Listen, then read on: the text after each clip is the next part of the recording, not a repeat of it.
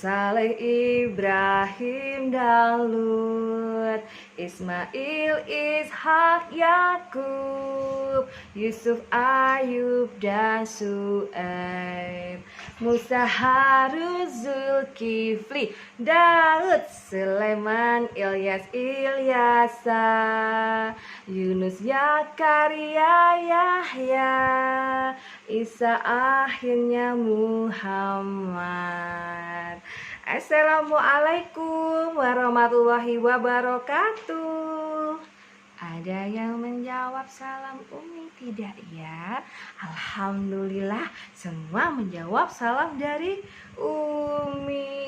Halo, hai teman-teman. Nah, tadi di awal Umi sudah menyanyikan satu buah lagu tentang 25 nama Nabi atau Rasul Allah. Nah teman-teman, kita semua wajib mempercayai dan harus hafal ya semua teman-teman ya, dari 1 sampai 25 Nabi tersebut. Oke, kali ini Umi akan bercerita atau berkisah tentang Nabi terakhir kita, salah satu kisah dari Nabi terakhir kita. Teman-teman ada yang tahu siapa Nabi terakhir kita? Ya betul sekali, Nabi Muhammad Sallallahu Alaihi Wasallam. Nah, Umi akan menceritakan tentang pertolongan dari Allah sehingga Nabi Muhammad bisa selamat dari kaum Quraisy dan juga perjalanan Nabi Muhammad menuju sebuah goa yang bernama Goa Sur. Nah, teman-teman, Umi mengambil cerita atau kisah dari buku ini teman-teman ya. Bukunya berjudul Mukjizat Terbesar. Nah, ini berisi tentang bukti kenabian dan kerasulan. Jadi banyak cerita tentang bukti-bukti kenabian dan kerasulan yang ada di buku ini teman-teman ya. Nah, Umi mengambil salah satu kisahnya, yaitu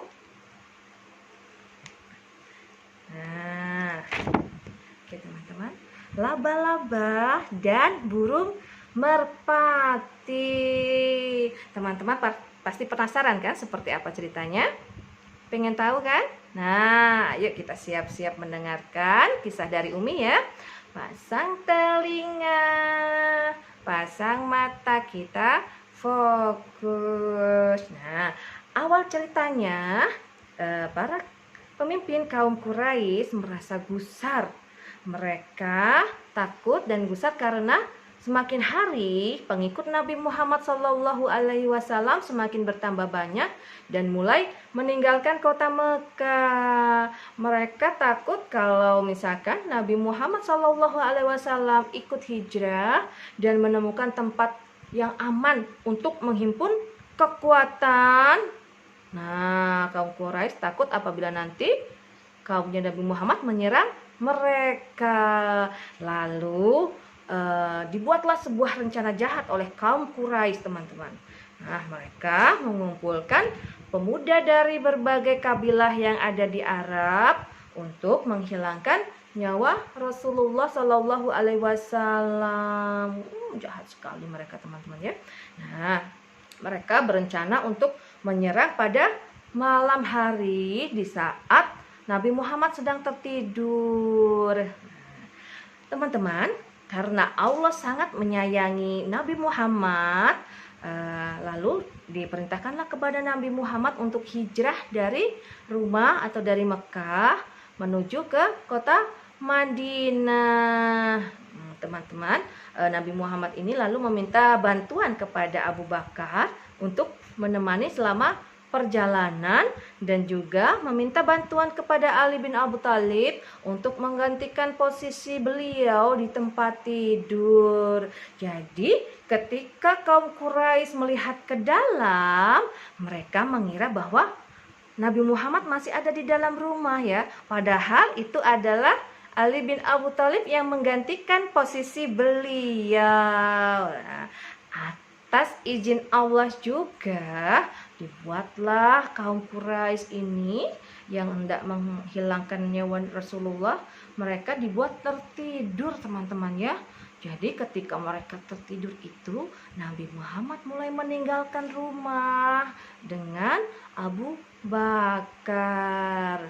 Lalu berjalanlah Nabi Muhammad dan Abu Bakar ini menuju ke arah selatan. Padahal teman-teman ya, kota Madinah itu ada di utara dari kota Mekah. Teman-teman tahu enggak kenapa?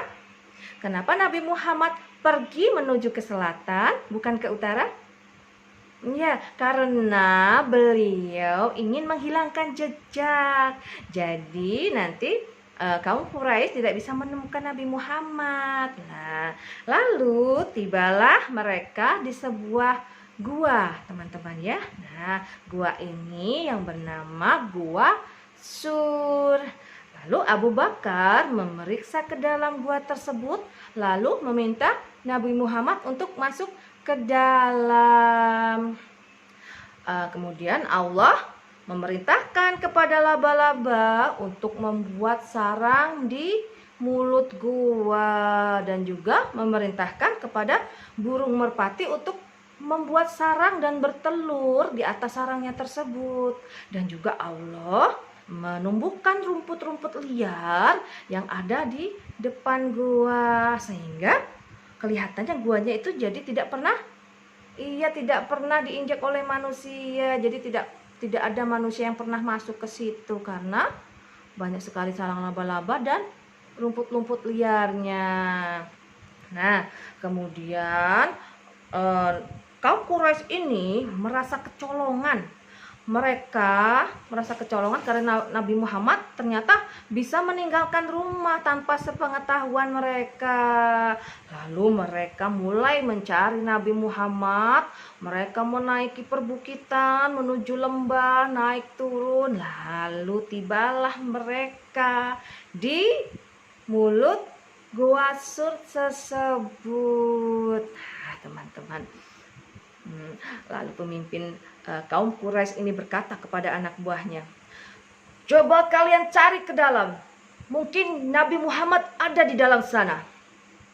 Lalu salah satu anak buah kaum Quraisy ini menjawab, "Sepertinya tidak mungkin, karena di depan mulut gua tersebut banyak tanaman liar dan juga banyak sekali sarang laba-laba di situ. Lalu juga ada sarang burung merpati di sana. Kalau misalkan Nabi Muhammad masuk, pasti sarang laba-laba tersebut dan juga sangkar dari burung merpati tersebut akan rusak terinjak." Nah, karena mereka meyakini di dalam gua tersebut tidak mungkin ada Rasulullah bersembunyi, lalu mereka mulai meninggalkan Gua Sur. Sedangkan di dalam, teman-teman ya, Abu Bakar merasa sangat ketakutan dan selalu menyebut nama Allah karena saking takutnya ya. Kemudian Nabi Muhammad ini menenangkan Abu Bakar. Nah, akhirnya mereka bersembunyi di dalam Gua Sur tersebut selama 3 hari. Mereka berlindung bersembunyi dari kaum Quraisy selama 3 hari di sana, teman-teman. Nah, lalu karena kaum Quraisy tidak menemukan Nabi Muhammad dimanapun, Abu Jahal, pemimpin kaum Quraisy, membuat sayembara. Siapa yang bisa menemukan Nabi Muhammad akan diberi imbalan 100 ekor unta. Memang ya, jahat sekali kaum Quraisy ini. Oke, teman-teman, yang bisa kita ambil positifnya dari cerita tersebut adalah Allah pasti akan menolong umatnya yang kesulitan atau kesusahan. Jadi jangan lupa untuk terus berdoa dan berusaha. Mungkin itu saja cerita dari Umi, teman-teman ya. Terima kasih. Assalamualaikum warahmatullahi wabarakatuh.